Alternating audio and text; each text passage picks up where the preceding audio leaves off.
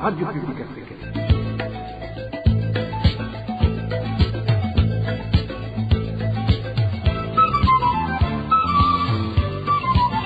Radio Publique Africaine.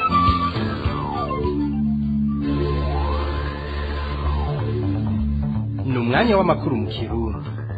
Mukaba muyashyikirizwa na Emmanuel Niyongeko. Ndabaramukije bakunzi mwese ba radio RPA ijwi ry'abanyagihugu aho hose muherereye nongera ndabaha n'ikaze mu makuru twabateguriye kuri no munsi wa gatanu igenekerezo rya 11 Ruhuma mu mwaka wa 2022 ayo nayo akabashimikiye kuri zino ngingo nyamukuru zikurikira. Bamwe mu bakozi bo ku bitaro bikuru bya komine Nyanzarake intara ya Makamba bagiriza umuyobozi w'ibyo bitaro ko akoresha imodoka y'ibyo bitaro ibitajanye n'ico zagenewe ku nyungu ziwe bwite. Bumwe mu biziga by'abasirikare baherutse gutwarwa n'uruzi Rusizi byoba byabonetse aho igisirikare cy'u Burundi ngo coba kiriko kirategura amaziko yabo. Tubafitiye n'ikiganiro dukingira ibidukikije aho tugaruka ku mugambi w'igihugu wo kugwiza ibiti ku misozi y'u Burundi hamwe n'intambamyi zirimwo mu kanya idonido y'ano makuru. Ndasubiye kubaramutsa mu makuru y'umutekano mwigeme yarazi ku mazina ya Ndamuhawe n'Imana Emeline yarishwe mu ijoro ryo ku munsi wa gatatu w'indwi turimwo ategerewe n'abantu bataramenyekana aho bita ku Cuma ni muri segiteri ya Gahongore muri komine n'intara ya Bubanza. Uyu mwigeme akaba yaratashe avuye muri zone ya Mitakataka aho yari yagorobeje. Inkuru tubaza Eric Niyonzima. Ku munsi wa gatatu Ndamuhawe n'Imana Emeline yari yazindutse aja mu gisagara ca Bujumbura kugurisha ibitoke. Nkuko amakuru duhabwa n'isoko ryacu abivuga, uwo mwigeme yaciye muri zone Mitakataka atashe kuramutsa mukuru we, akaba yahavuye atashe isaha 3 z'ijoro. Emeline Ndamuhawe n'Imana yageze aho bita ku Cuma muri segiteri ya Gahongore, yabigishijwe agatambara yari asanzwe afunze mu mutwe. Nkuko amakuru duhabwa n'ababonye ikiziga abivuga, uwo mwigeme abamugandaguye boba baranamukoreye ivyamfurambi kuko basanze agahuzu ko munsi bakamutaburiyeko. Ubu ikiziga c'uwo mwigeme kikaba kiri mu buruhukiro bw'ibitaro bikuru vy'intara ya Bubanza. Ndamuhawe n'Imana Emeline yarasanzwe abana n'abavyeyi biwe aho bita mu Kidawe ku nkengera z'umugwa mukuru w'intara ya Bubanza. Nari nabivuze nciye ku masonga ko ibiziga by'abasirikare b'u Burundi 4 kuri 5 bapfuye batwawe n'uruzi Rusizi mu ndwi heze byoba byatowe. Amakuru RP ifise amenyesha ko igisirikare cy'u Burundi coba catanguye gutegura kubashingura n'iteka. Eroge Diveremesha mwidonido. Ibiziga vyoba vyatowe n'ivya Caporal Chef Sinzinkayo Jean de Dieu, Caporal Nduwimana Aroni, deuxième classe Ndayikejimana Alexis na deuxième classe Harerimana Jean Claude. Inkoho bari bafise zo zarabuzwe irengero. Amasoko ya RPA mu biro bikuru vy'igisirikare cy'u Burundi amenyesha ko abasirikare bari basanzwe bari ku kirindiro kiri mu gihugu kibanyi ca Republika y'Intwaro Rusangi ya Kongo hafi y'uruzi Rusizi, ariko kubwaye masoko nyene aho bari ntibari kumwe n'abandi basirikare b'u Burundi bamaze iminsi muri ico gihugu ca Kongo nyene. Ayo makuru amenyesha ko batwawe n'uruzi Rusizi mu gihe bari bagiye mu bikorwa basanzwe bajejwe byo gusuma ibifungurwa no guhiga inkwi bikoreshwa n'abasirikare b'u Burundi bari muri Republika y'Intwaro Rusangi ya Kongo. Abo basirikare bane bamaze gutorwa ibiziga. RPA yamenye ko mu gisirikare ariko harategurwa gutangura kubafubana iteka guhera kuri uno wa gatandatu. Ifugwa ryabo rizokorwa hisunzwe uko imiryango yabo izohashika. Abo basirikare batwawe n'uruzi Rusizi kwigenekezo rya mbere rya kuno kwezi ari 11, batandatu bararokoka. Muri batanu bahasize ubuzima, umwe niwe bataratora ikiziga akaba yari adjudant chef Nkeshimana Emmanuel. Eroge Diveremesha na wewe urakeniye mu makuru y'agateka kazi na muntu. Abanyagihugu bo mu gisagara ca Gitega baridogera bamwe mu bapolisi bitwaza urugendo rw'umukuru w'igihugu kugira ngo babasahure amafaranga babagiriza ko boba bashaka guhungabanya umutekano w'igihugu. Abanyagihugu bakabona ko ari uruyeri rwo kubanyaga. Inkuru ya Aimable Nishimwe. Abo bapolisi bidogirwa n'abanyagihugu barongowe n'uwitwa Minani umukuru w'ikirindiro c'abapolisi kiri kw'ishure ry'imyuga ETP Gitega, hamwe n'uwitwa Kiboko umukuru w'ikirindiro c'abapolisi kiri muri quartier Nyamugari mu Magarama. Abanyagihugu muri quartier Bwoga mu gisagara ca Gitega avuga ko iyo umukuru w'igihugu arenganye abo mu bapolisi bacungera umutekano n'umutekano baca bakamisha uruja n'uruza kwibarabara bagafata abarengana hamwe n'abadandaza bakabaka amahera ku nguvu ngo bagera bahungabanya umutekano w'umukuru w'igihugu. Uwo Minani niwo kiboko bakamisha ibarabara yo niko umukuru w'igihugu agomba kurengana baca baprofita kugira basahura abantu n'abakuzi ko umudandaza baraje uhirugana bagaca binjira mu botike baca wowe ko waza kugara mu ufise ngo basha bagomba gutega umukuru w'igihugu baca ibihumbi 10 bamande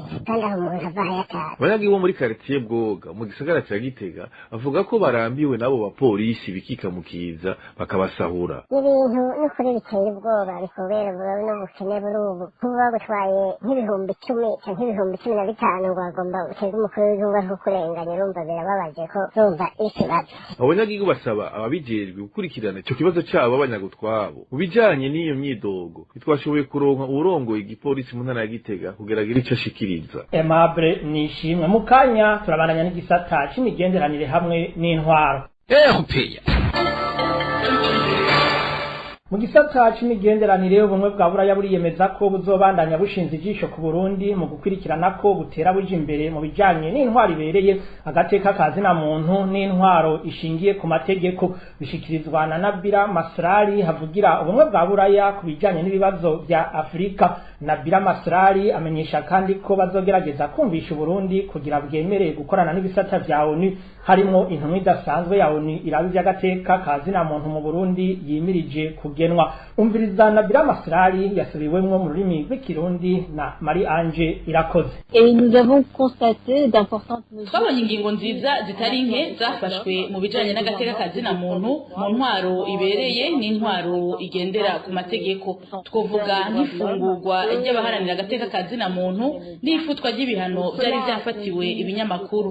Ivyo rero vyatumye inama y'ubumwe bwa Buraya ifuta kuwa 8 Ruhuma ibihano byari byafatiwe Burundi kuva mu mwaka 2016 bijanye n'imfashanyo z'amafaranga yashikira rimwe na rimwe mu bigega vya leta canke ku nzego z'ubutegetsi. Ifutwa ry'ivyo bihano rizotuma ubumwe bwa Afrika busubira gufasha Burundi. Ubumwe bwa Buraya rero bwarishinze ko bugiye kubandanya gukorana n'u Burundi gufasha mu byo kunagura demokarasi, gutsimbataza agateka kazina muntu n'igihugu gitwagwa hisunzwe amategeko.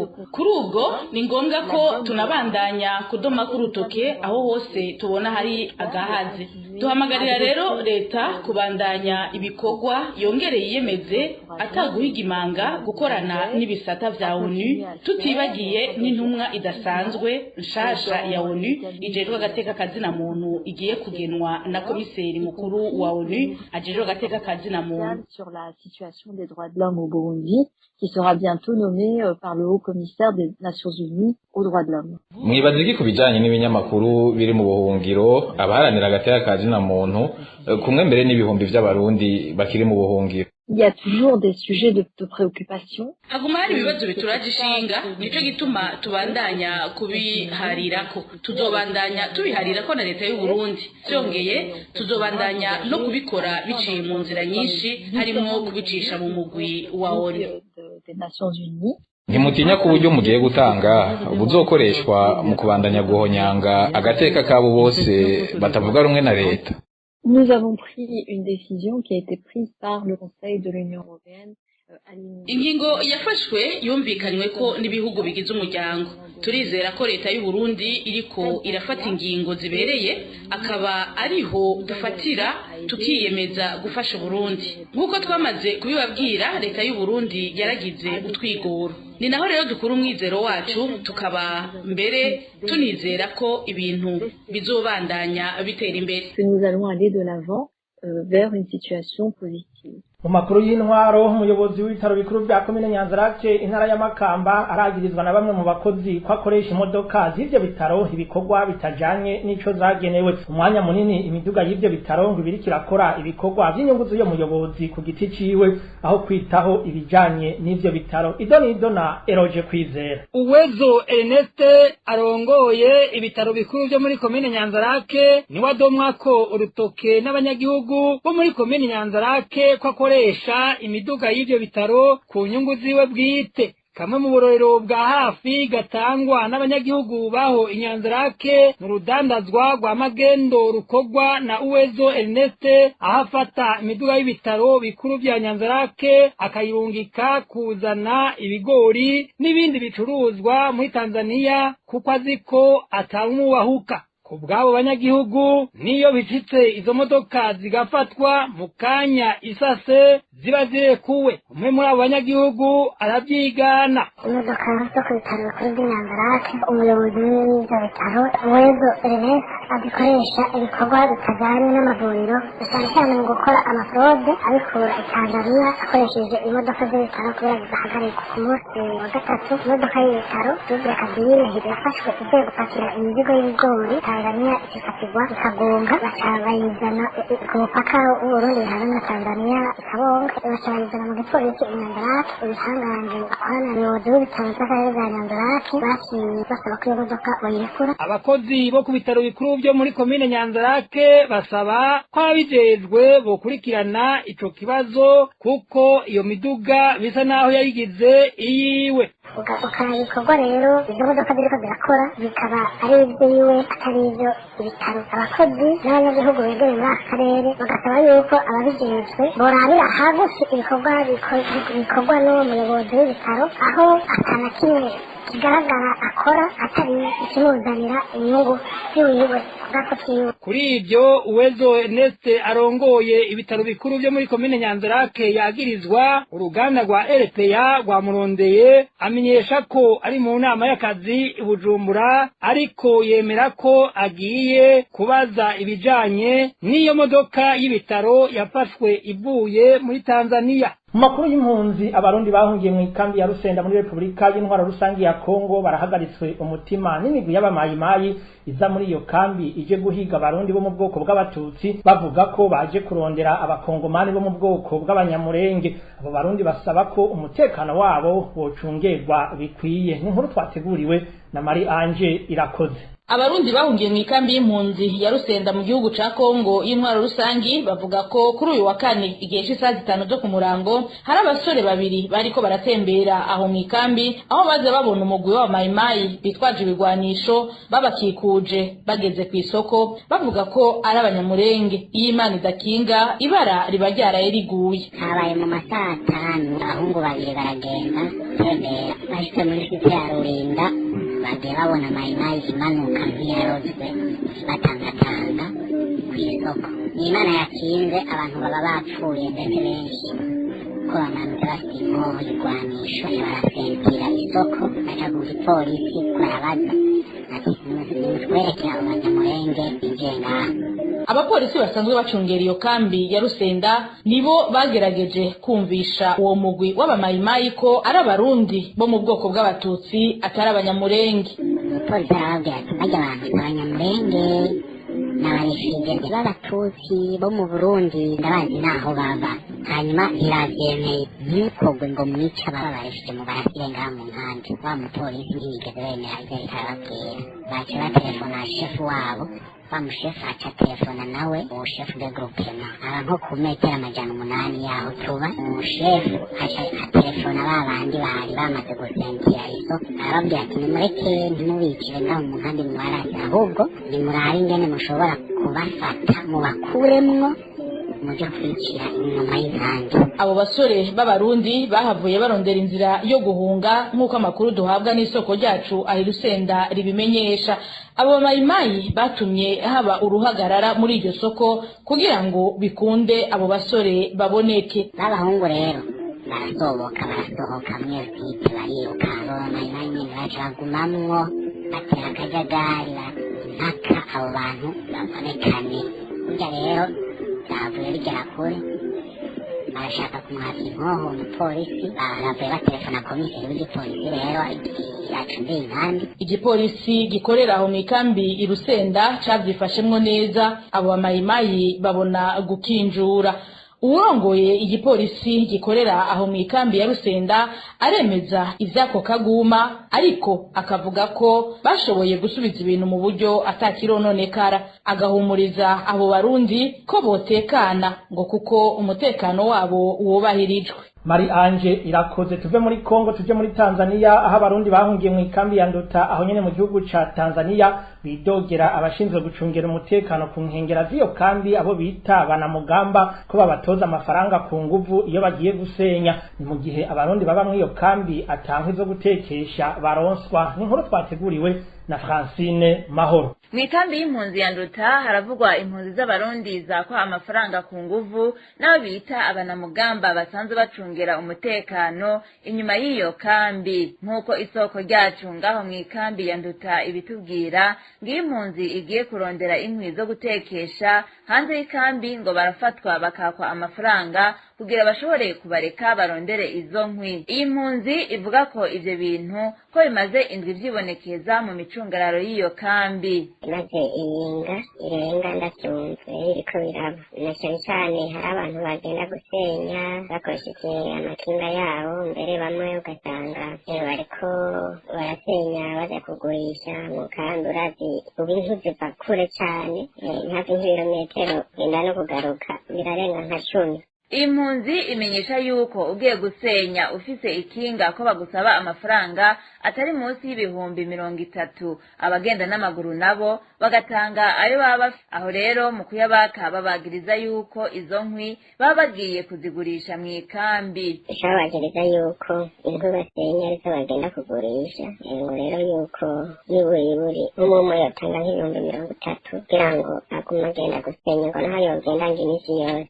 Abandi rero igihe usanga bariko barasoronganya amahera make baje bagenda gusenya n'amaguru ugasanga baratanze 5, 7 bana nayo babasavye. Ivyo biruko mu gihe izo mpunzi zivuga ko aho bari bababwiye batarenga mu gusenya no kuvuga ku birometero 4 uvuye ku ikambi atarukwi na rumwe rukihasigaye. Nico gituma baca bahigira ahandi kugira bashobore kuronka ingene batunga imiryango. Wewe njira hama nawe je ruhande nawe njira. Kubera iki wiyo ndenganya akinjira imbere yanje? Raba bose batonze umurongo bambaye neza mask kuva haruguru y'izuru gushika ku gasakanwa. Mask ifutse izuru igafuka n'umunwa. Nanje mask ndayifise nginda yambaye. Urabona wambaye hehe mask? Kwizosi? None mask barayambara kwizosi. Ubwo n'ubutumwa bwa radio RPA ijwi ry'abanyagihugu. Mu kiganiro dukingire ibidukikije cuno munsi tugaruka ku mugambi w'igihugu wo kugwiza ibiti ku misozi y'igihugu no gukingira ivyari bihasanzwe, umugambi bise ewe Burundi urambaye. Tukaba tuza kurabira hamwe intambamyi zagiye ziribonekeza mu ishigwa mu ngiro ry'uwo mugambi, hamwe rero n'icokorwa kugira ushike kwihangiro abawutunganije bihaye. Onezime Dushimagize. Dukingire ibidukikije. Dukingire ibidukikije ni ikiganiro gihamagarira abanyagihugu bose ibisata bitandukanye kumenya ko ibidukikije ari ryo soko ry'iterambere n'amagara meza ku bantu no ku binyabuzima. Ikiganiro dukingire ibidukikije mugitegurirwa mukagishikirizwa na Radio Publique Africaine ijwi ry'abanyagihugu.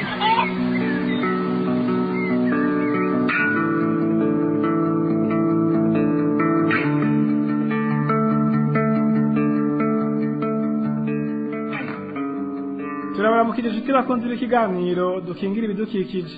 Mu kiganiro giheruka twaciye nino umugambi w'igihugu wo gutera ibiti ku mitumba igize Burundi, umugambi bise ewe Burundi urambaye. Uwo mugambi ukaba watanguye mu mwaka wa 2018. Mwarumvise uko abanyagihugu bawakiriye naho batanguje uwo mugambi bagejejesemo. Mu kiganiro cy'uno munsi twaje kumvisha abanyagihugu basaba kugira ngo imisozi y'u Burundi yambara amashamba ageze habi, nico batanguje uwo mugambi bariko barakora kugira ngo bashike kwihangiro bihaye. Kuri mikoro muri kumwe na Onezime Dushimagize. Ndabahaye ikaze.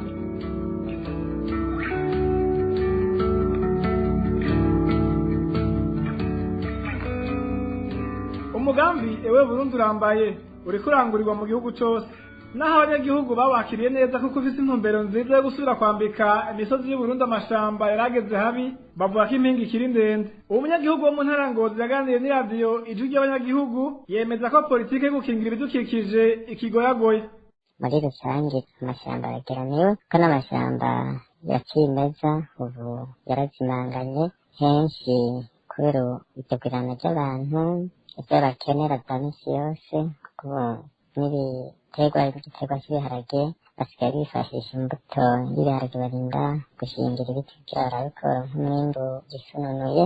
Ibyo byose rero bigasongwa n'uko ata mugambi burashe butuma habaho ubushakashatsi bwotuma n'aho abarundi baba bafise ubutaka buto bashobora kubangikanya imirima n'ibiti nk'igihe baba bakoze ubushakashatsi bakaronka ibiti bishobora kubana n'imirima ntibiyonone bikanagwizwa bikanoroshwa ingene umunyagihugu avyifuza ashobora kubironka.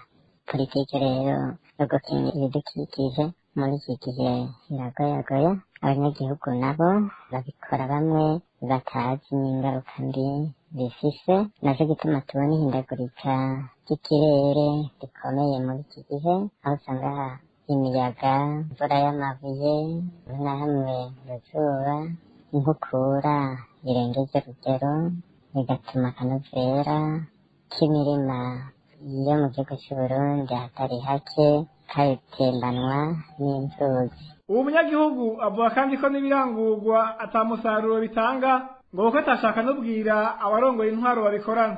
Niyo habaye politiki yo guca imikobeko ku misozi rimwe na rimwe barabikora kugira ngo mu bikorwa rusange bibonekeze gusa ko bari ku kivi, ariko usanga iyo mikobeko ititwararitswe ku rugero rubereye, nta biti vyo kuyisigura usanga barateye, ivyatsi bagerageza gutera usanga bitanitaweho canke batabanje gutohoza ko vyoba nko muri iyo mivu baciyemwo imikobeko. Ariko iyo baza kuvuga ati basi ku mikobeko hapfume haterwa imivaro y'ibiti bishoboka aba ariyo isegura iyo mikobeko, twibaza ko bari kugira umusaruro bitanze. Ibikoko murabirwanya ngo tubisengere, amashamba murayarwanya ngo tuyasengere, bigize itunga ry'igihugu ngo tubisengere. No mu ntara ya Gitega bemeza ko naho umugambi we Burundi urambaye bawumva atakindi barabona uriko uraharangurira. Uwo munyagihugu wo muri komine Mutaho, imwe mu makomine agize intara ya Gitega, avuga ko abajeje intwaro batabona neza akamaro ko gukingira ibidukikije na cane cane amashamba. Bijanye n'intwaro nabo birabonekana yuko baba bafite ibindi bintu bitayeho, mugabo ibidukikije batabona ingaruka mbi bizava bigira muri kazoza, kuko ugiye kuraba n'imikozi rusange bagira biharurira amabarabara y'imigenderanire, mugabo ntibashobora kwitora ati tugire amapepiniyere y'ibiti ejo tuzoze gutera kuri iriya mitumba igaragara. Nkabona rero ntamperereye muri Mutaho yuko abajejwe intwaro ubwabo bari bakwiye kukizira hasi bakabona ko ari ikintu ntibukuka kandi gihaze mu karere ibintu bizogenda nabi. Uko gushaka guke kwerekanwa n'abajejwe intwaro mu gukingira ibidukikije na cane cane amashamba nico catumye ubushikiranganji bwo kwivuna abansi busanzwe buri mu bariko bashira mu ngiro uwo mugambi ewe Burundi urambaye batunganije inyigisho ku basirikare b'intwazangabo bakorera mu ntara kugira ngo bashigikire babura amatari muri uwo mugambi wo kugwiza ibiti no gukingira ibihasanzwe. Prime Niyongabo arongoye ibiro bikuru vya gisirikare atangura asigura igituma amashamba y'u Burundi atera hona. Harabaye ibikorwa vy'amaboko y'Abarundi vyononye ibidukikije, amashamba amwe barayarimamwo kubera kumbure igorana ry'abantu bituma amashamba yari mu Burundi agabanuka. Hari n'ibindi bikorwa nk'ibyo kwimba ubutare n'ibindi vyatumye amashamba n'amasi atari make yononekara. Hanyuma rero leta y'u Burundi ibise ku mukuru w'igihugu yakwigendera nyeshubahiro Petero Nkurunziza, ubona yuko bikwiye ko habaho umugambi wo gusubiza itoto, gutera ibiti mu Burundi basubiza itoto igihugu cyacu. Rero umugambi wundi urambaye kugira ngo nkuko izina ryawo risigura neza intumbero kugira ngo bambike ibiti igihugu cy'u Burundi. Mbere nagiye nongere nshimire kandi ishirahamwe FAO ku kuntu byumvise akamo twariteye yuko gihe dushigikira mu gushira mu ngiro umugambi wundi urambaye. Rero ndabashimira ko badushoboje gukora inyigisho, n'inyigisho zerekeye cyane cyane intwazangabo musana mu gipolisi zifise uruhara ruri hafi cyane mu gushigikira babura amatari b'intara mu gushira mu ngiro mu ntara zitandukanye z'igihugu umugambi wundi urambaye. rero izo nyigisho zizotuma batahura neza akamaro ko gukingira ibidukikije, batahura neza inkurikizi zo konona ibidukikije, kugira ngo babone yuko inguvu bashiramo uwo mugambi zitopfa ubusa, kuko kumbure hariho ifatamenenegwe mu bene gihugu. Rero abaje imbere y'abandi mu gushira mu ngiro umugambi bitegereye neza, bizotuma basigurira bakorana mu cyo gikorwa akamaro, hanyuma n'ingene bokingira bivuye inyuma ibidukikije, ibiti biba byateye bigakingirwa, eka mbere bagashiramo n'ishaka ryinshi kugira ngo umugambi w'uburundi urambaye ubandanye utera imbere by'ukuri, iminsi bawugeneye zohere umugambi wagiye mu ngiro.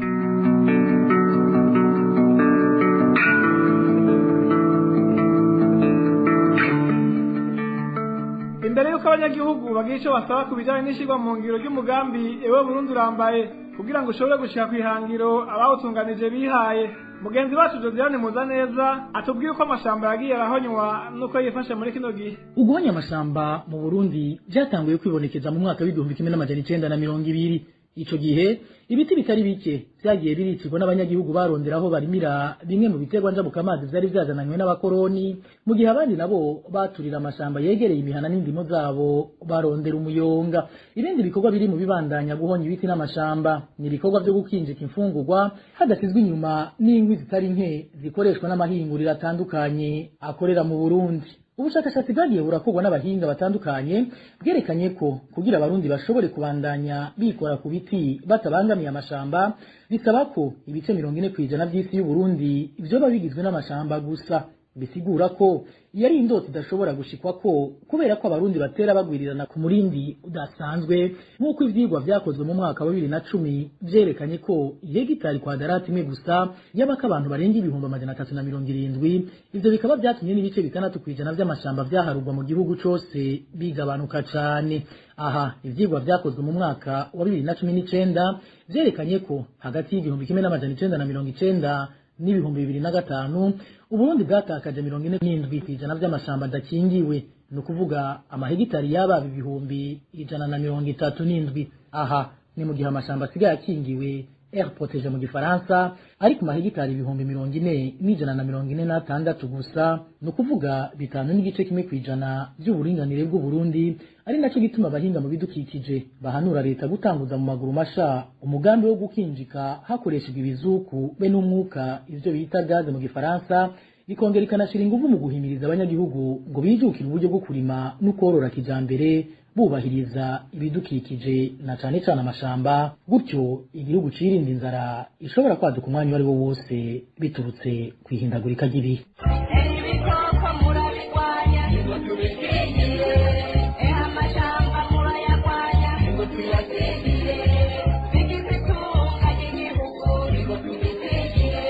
Ikiganiro nidukingira ibidukikije.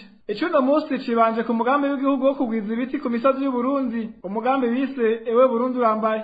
Twumvise ko bimwe mu bituma amashamba hona ari imibereho y'abanyagihugu bongerekana ko umwaka utashe, hamwe rero no gushaka guke ko abajeje intwaro bataratahura neza akamaro ko kugwiza ibiti ku misozi no gukingira ibihasanzwe. Bamwe mu banyagihugu baganiriye na RPA basaba leta y'u Burundi kubishiramo inguvu ngo ibidukikije na cane cane amashamba akingirwe, ibicishije mu gutorera umuti ibituma abanyagihugu bakunda kuyikorako.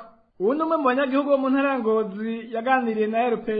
Turasaba rero ko leta yogerageza kuraba ingene yorosha imibereho y'abanyagihugu na cane cane itegure kazoza, kuko isi uko bigenda kose abantu bazoguma bayikeneye kandi ishoboka ko bayibako neza kubera ibidukikije Imana yaduhaye, izi ko arivyo bizadufasha kubungabunga ubuzima bwacu n'ubuzima bw'isi tubayeko. Tubosaba rero ko iyi leta n'abazoza hanyuma bo kwitaho cyane ibidukikije na cyane cyane ubushakashatsi bwotuma haboneka imbuto z'ibiti zibana n'imirima y'abantu ku buryo bubereye, bakongera bakagwiza guha ubumenyi abanyagihugu muri rusange kugira umwe wese amenye ko ibidukikije bikenewe ari ntangere, ariko arahara mu ruganda ntibacura. Dusa n'abasozera ikiganiro dukingira ibidukikije cy'uno munsi, uwo munyagihugu wo muri komine Mutaho mu ntara ya Gitega wasaba ko igikorwa cyo gukingira ibidukikije bocitwarika bakagiha umwanya ukwiye cane cane mu bikorwa rusangi, ukaba umwanya wo gutera ibiti ku misozi. nk'umwenegihugu icyo nosaba leta ubwayo n'intwaro y'aho mperereye ni uko bakwiye kwitwararika icyo kibazo kijyanye n'ibidukikije na cyane cyane mu guhimiriza abanyagihugu bikenewe uwo babona afite itongo nimba ari mu murimi we nimba ari nyovu afise runaka bagapfuma muri ibyo bikorwa rusange bakora bagira amapepiniyeri rusange ku buryo baza gutorayo ibiti n'uwo munsi wo gukora ibikorwa rusange bakaja gutera iyo nyovu y'uwo muntu igaragara kugira haboneke amashyamba akera aho bigikunda hanyuma n'inyisi ibone kuronka akanovera bivuye ku ivyo biti bivanye n'amoko yavyo hariho ibiti usanga bijana n'indimo hanyuma imisozi igasubira kwambara ibiti nka kera kuko ugiye kuraba akarere karimwo ibiti usanga kabereye ijisho kuraba ahimiriza yuko vy'ukuri leta ico kibazo kijanye n'ibidukikije itogifata minenegwe kuko bibonekana yuko muri kazoza ubugaragwa bushobora kudutera kandi twisunze n'ibitigiri vy'abantu baba muri iki gihugu ejo canke hirya y'ejo inzara izokwaduka kandi izomara abantu.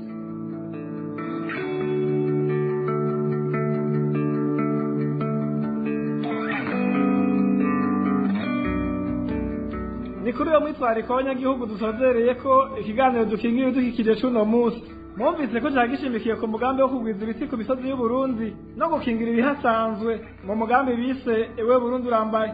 Twizere ko iyo myitwariko y'abanyagihugu kugira ngo uwo mugambi uranguke neza abajeje gufata ingingo bayumvise mu minsi iri imbere tugiye kubona imisozi y'Uburundi yambaye ibiti nk'uko abatunganije uwo mugambi ewe Burundi urambaye babigize ihangiro.